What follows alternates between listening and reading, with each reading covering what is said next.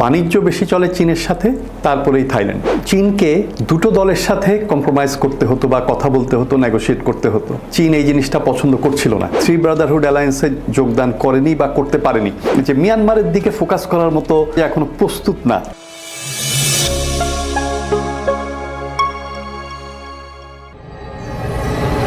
Welcome to the geopolitical show the chessboard, যেখানে আমরা বিভিন্ন ভূ রাজনৈতিক ঘটনা কিংবা জিওপলিটিক্যাল ফিনোমিনার সিস্টেম্যাটিক কিছু ব্যাখ্যা আপনাদের কাছে তুলে ধরার চেষ্টা করি। আমি আপনাদের হোস্ট ফারহান ইন্তিশার খালেদ।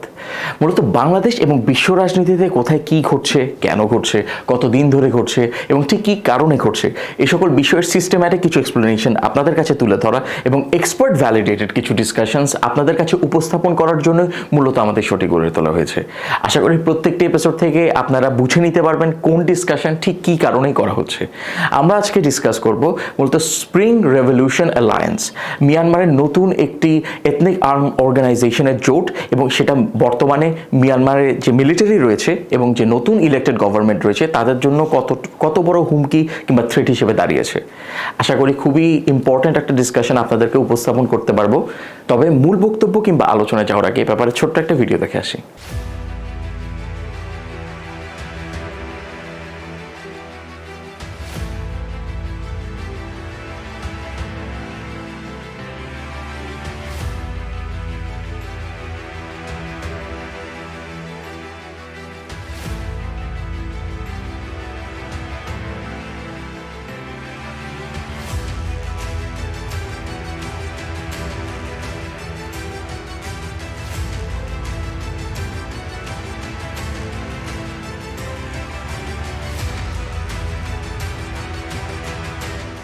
ভিউয়ার্স, আমাদের সাথে থাকার জন্য আপনাদের অসংখ্য ধন্যবাদ। আমার সাথে স্টুডিওতে উপস্থিত আছেন ব্রিগেডিয়ার জেনারেল শামস।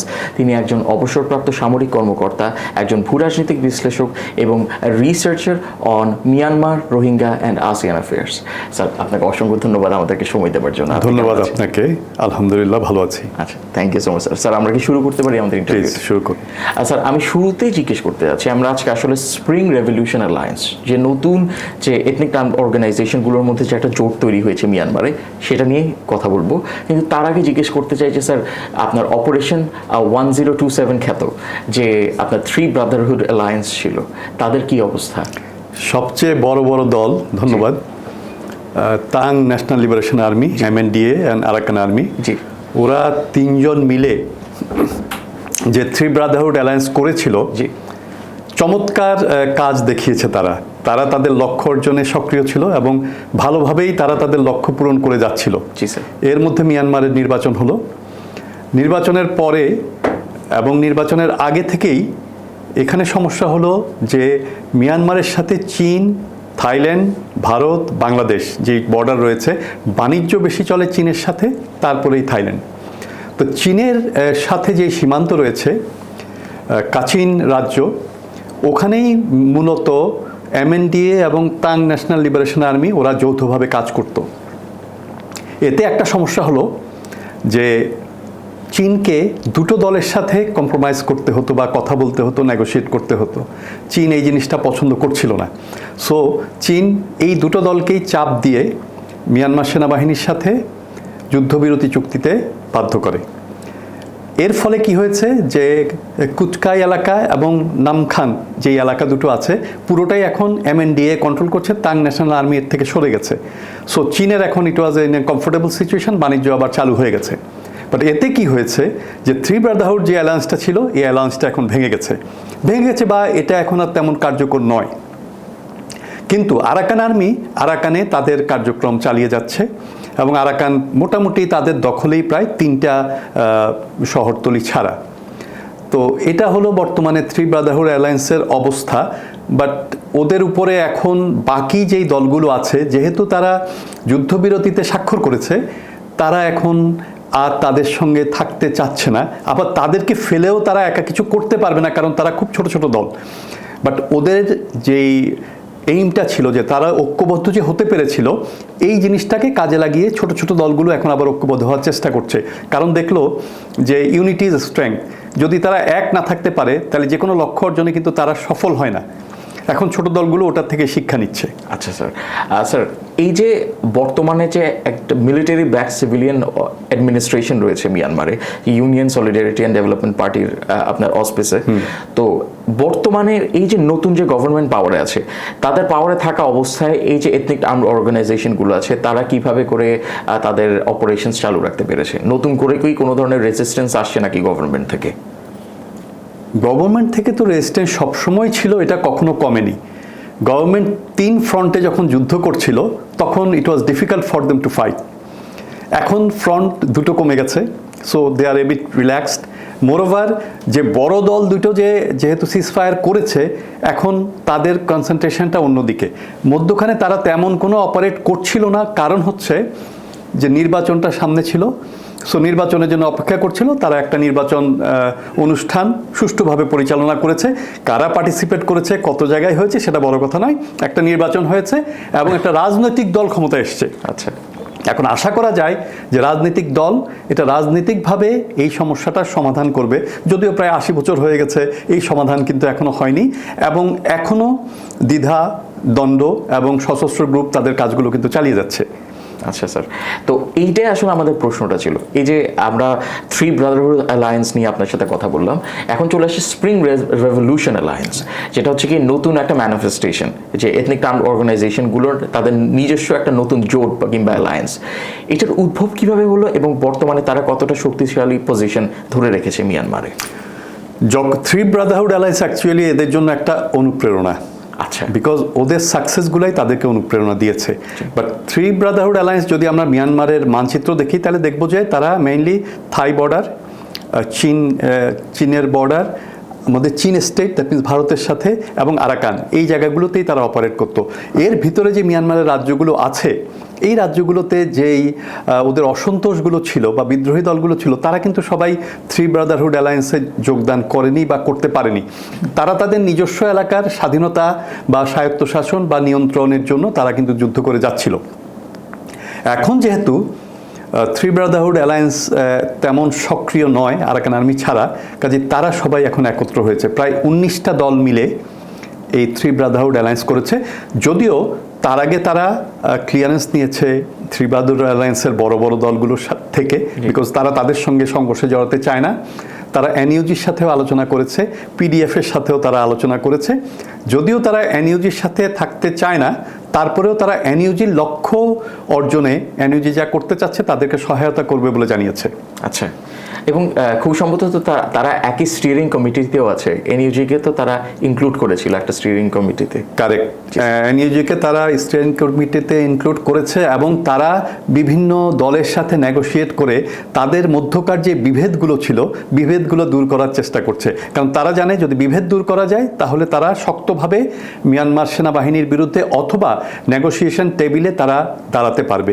বাট তাদের ভিতর যদি বিভেদ থাকে তাহলে কিন্তু মিয়ানমারের কিন্তু পলিসি খুব সুন্দর ছিল, বিকজ 80 বছর ধরে এরা সাবসার্ভিয়েন্ট হিসেবে ছিল। তার কারণ এক দলের সাথে সিজফায়ার করে, আরেক দলের উপর আক্রমণ পরিচালনা করে। সো এটা এখন তারা আর করতে দিবে না। তারা একসঙ্গে এক হয়েছে এবং নিজেদের ভিতর বিভেদগুলো গোছানোর চেষ্টা করছে।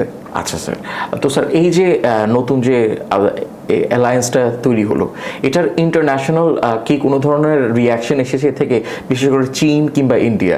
চীনের সাথে তো স্যার প্রায় আপনার তাদের যে ল্যান্ড ট্রেড ছিল, ল্যান্ড বেস ট্রেড ছিল, সেটা হচ্ছে $5 বিলিয়ন কাছাকাছি। এবং একই সাথে এটা মিয়ানমারের জন্য খুবই ক্রুশাল ট্রেড। আবার থাইল্যান্ডের সাথেও তাদের ল্যান্ড বেস ট্রেড আছে। ইন্ডিয়ার এখানে কালাদান মাল্টিমোডাল প্রজেক্ট আছে। তো স্যার আপনার কি মনে হয় এই যে দেশগুলো, স্টেক হোল্ডার যে কান্ট্রিজগুলো রয়েছে, তাদের থেকে কি কোনো রিয়াকশন আসছে এই যে নতুন স্প্রিং রেভলিউশন অ্যালায়েন্সটার ম্যানিফেস্টেশনের কারণে? চীন এবং থাইল্যান্ড এদেরকে নিয়ে তেমন একটা বদার্ড না। ঠিক আছে, ইন্টারনাল কিছু ডিসপিউট থাকবে, ওটা আছে, সো ওটা চলছে। তারা তেমন কোনো রিয়াকশান এখানে দেখায়নি বা তারা পজিটিভ বা নেগেটিভ কোনো কিছুই বলেনি। যেহেতু এখন তারা এমএনডিএর সাথে কাজ করছে চীন, কাজে তাদের যে ব্যবসা $5 বিলিয়ন ব্যবসা, I think it's continuing. Moreover the Z যেই ট্রেডটা ছিল, মেইনলি জেড ট্রেড কাচিন স্টেটের, ওই ট্রেডটাও কিন্তু এখন চলছে, বিকজ ওই ব্যবসায়ীরা চীনকে সাপোর্ট দিয়েছে for this ceasefire between this MNDA and Ta'ang National Liberation Army. So jade ব্যবসাটাও চলছে। So is trade is moving smoothly. So এদের উপর তেমন কোনো চাপ আসেনি বা কোনো রিয়েকশনও এখনও চীন বা থাইল্যান্ড দেখায়নি। দ্বিতীয়ত, বর্তমান বিশ্বে এখন চলমান যে এই প্রেক্ষাপট রয়েছে, এই প্রেক্ষাপটের কারণে ভূ রাজনৈতিক দৃশ্যপটটা একটু অন্যদিকে, এবং এদের উপরে মনোযোগটা কিন্তু আন্তর্জাতিক পরিমণ্ডলে তেমন একটা এখনো আসতে পারছে না। বিকজ এখন এত বড় পরিসরে মানে সমস্যা চলছে যে মিয়ানমারের দিকে ফোকাস করার মতো আমি মনে করি যে এখনো প্রস্তুত না। বাট আমাদের জন্য, বাংলাদেশ কিংবা পার্শ্ববর্তী দেশগুলোর জন্য কিন্তু this are very important. We need to take all this things in cognizance. Yes sir, thank you so much এতটা ইলাবোরেট একটা অ্যান্সারের জন্য। তো স্যার, এখন আমি যদি আপনাকে জিজ্ঞেস করি যে এই যে এখানে আমরা চীনের প্রসঙ্গ তুলেছি, আমরা হচ্ছে গিয়ে স্যার ইন্ডিয়ার প্রসঙ্গ তুলেছি, থাইল্যান্ডের প্রসঙ্গ তোলা হয়েছে, কিন্তু আমি এখন আপনার মিয়ানমারে স্ট্রিক্টলি লিমিটেড থাকতে চাই।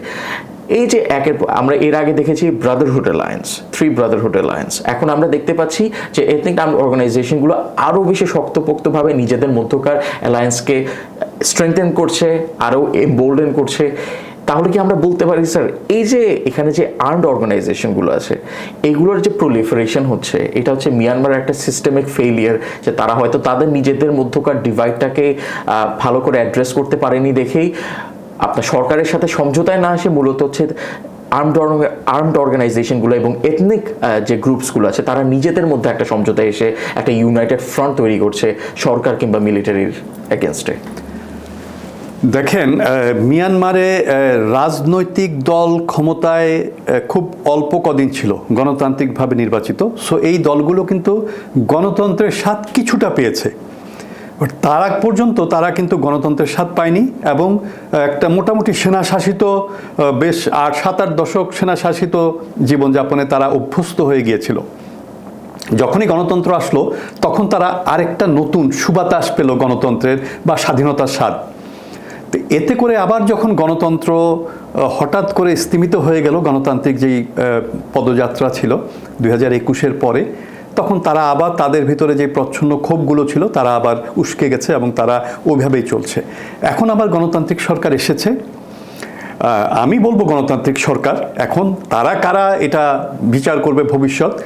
বাট এই গণতান্ত্রিক সরকারের উচিত হবে যে রাজনৈতিক ভাবে এই সমস্যাগুলোর মোকাবেলা করা, বিকজ তাদের সুযোগ এসেছে মোকাবেলা করার। বিকজ কেউ মিয়ানমার থেকে আলাদা হয়ে স্বাধীন অস্তিত্ব বজায় রাখার মতো সক্ষমতা কারণ নাই, এবং প্রেক্ষাপটে এটা সম্ভব না। আন্তর্জাতিক স্বীকৃতিও তো নেই, কিছুই পাবে না, এবং তাদের ওই ধরনের সমর্থনও নেই। কাজে মিয়ানমার সরকার যদি রাজনৈতিকভাবে আন্তরিক হয়, তারা যদি এগিয়ে আসে, আমি মনে করি যে এই ধরনের সমস্যাগুলোর সমাধান হবে। আর আপনি যেটা বললেন, এটা কি systematic failure? In fact it's not failure, it's one way of dealing this crisis.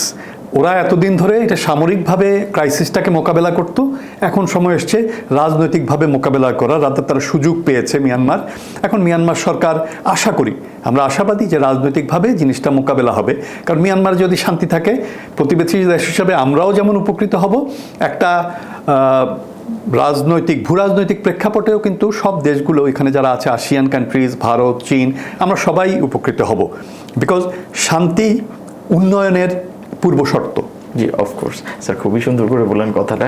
এখন যেহেতু আপনি যে রাজনৈতিক অ্যাপ্রোচটা, পলিটিক্যাল অ্যাপ্রোচটার কথা বলছেন একটা ডেমোক্রেটিকলি ইলেক্টেড গভর্নমেন্ট থেকে, তো স্যার তাদের পূর্ববর্তী আমরা 2021-এর পরে যে মিলিটারি কুটা দেখতে পেয়েছি, তখনকার যে অ্যাপ্রোচ ছিল আপনার মিলিটারি হুন্তার এই এথনিক আর্মড অর্গানাইজেশনগুলোর প্রতি কিংবা এগেনস্টে আমরা যেভাবে করে ইন্টারপ্রেট করি না সিচুয়েশনকে, তখনকার তাদের যে অ্যাপ্রোচ এবং বর্তমান ডেমোক্রেটিকলি ইলেক্টেড গভর্নমেন্টের যে অ্যাপ্রোচ, এই দুটোর মধ্যে কি কোনো ধরনের পার্থক্য আছে, নাকি মিলিটারি যে অ্যাপ্রোচটা ছিল সেভাবে করে তারা এই আর্মড অর্গানাইজেশনগুলো এবং এথনিক গ্রুপগুলোর সাথে ইন্টারাক্ট করছে?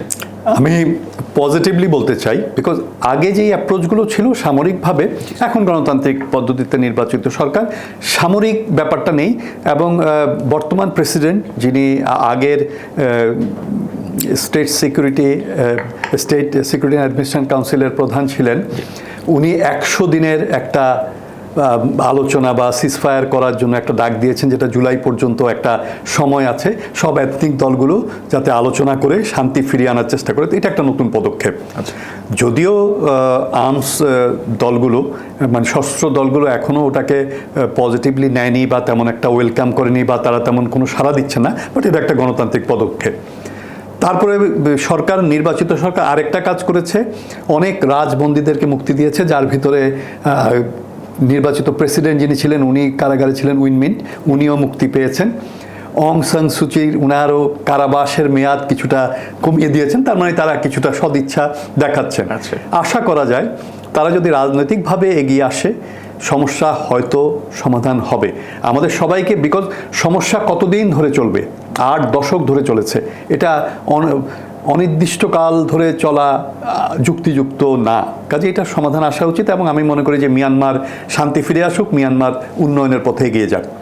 আমরা কি তাহলে স্যার একটা ডেমোক্রেটিক ট্রানজিশন দেখতে, শুধু ডেমোক্রেটিক ট্রানজিশন, আমরা কি একটা পলিটিক্যাল এভলিউশন দেখতে পাচ্ছি নাকি মিয়ানমারে? যেহেতু এই যে আপনি যে বললেন যে একটা আউটরিচের চেষ্টা করা হচ্ছে গভর্নমেন্ট থেকে এই আর্মড অর্গানাইজেশনগুলোর প্রতি, তারপর হচ্ছে কি আপনার পলিটিক্যাল পার্ডন দেওয়া হচ্ছে, এই আপনার অং সান সুকির পার্ডনকে কমিয়ে আনা হলো, 27 বছর ছিল তার সেন্টেন্স, সেটাকে 1/6 নামিয়ে আনার কথা বলা হচ্ছে, এবং পূর্ববর্তী প্রেসিডেন্টদেরকেও পার্ডন করা হচ্ছে, যারা হচ্ছে গিয়ে আপনার ইয়েতে যারা নিজেরা পলিটিক্যালি ইমপ্রেজেন্ট ছিলেন।